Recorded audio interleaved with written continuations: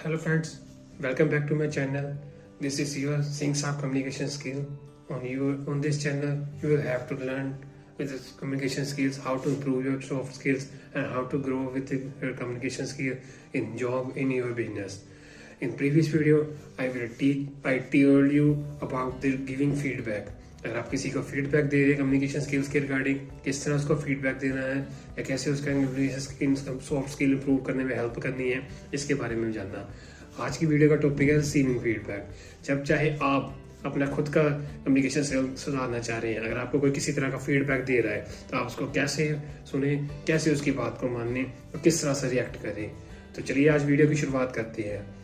तो there are so many three types of feedback in receiving feedback. So I have some suggestion for you. I want to give you some suggestion about receiving feedback. There is how. The first step is listen actively without any kind of judgment.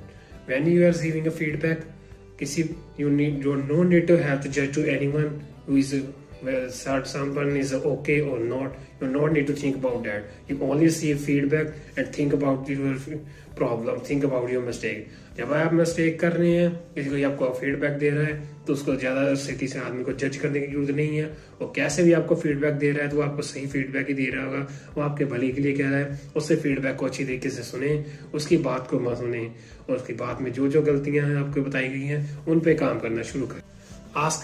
Second tips है ask clarifying question.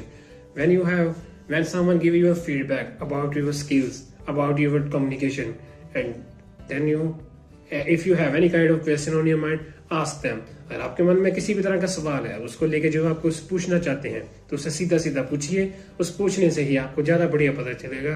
पूछते पूछते आपके मन में जो doubt होएंगे वो भी आपके क्लियर होते जाएंगे और इन क्लियर डाउट कर करके आप 1 by 1 ग्रो करते रहेंगे। स्टेप बाय स्टेप आप ग्रो कर सकते हैं। एकदम ऊपर जाने का तो आपको पता है कि कम्युनिकेशन स्किल्स की दुनिया में एकदम तो आप सारा कुछ सुधार कर नहीं सकते, क्योंकि ओवरनाइट चीजें नहीं होती, इनमें टाइम लगता है। तो स्टेप बाय स्टेप अगर वो जो आपको फीडबैक मिल रहे हैं उन फीडबैक के ऊपर काम कीजिए, उनके ऊपर काम करते करते अपने आप को ग्रो कीजिए।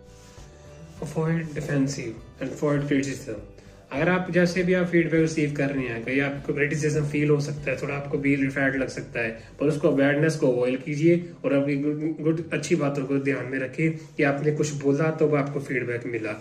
तो आप कोशिश इसके साथ साथ आप ये भी कोशिश कर सकते हैं, जिस आदमी ने आपको फीडबैक दिया है उससे पूछिए कि यार मैं इसमें बात काम में डेली इन मिस्टेकों को दूर करने के लिए डेली काम कर रहा हूँ, तो मैं ऐसा क्या करूँ जिससे मेरी मिस्टेक पूरी तरीके से खत्म हो जाए, मैं अपने स्किल्स को और ज्यादा से ज्यादा इंप्रूव कर सकूँ। Focus on what you can control. You have to focus what you can control.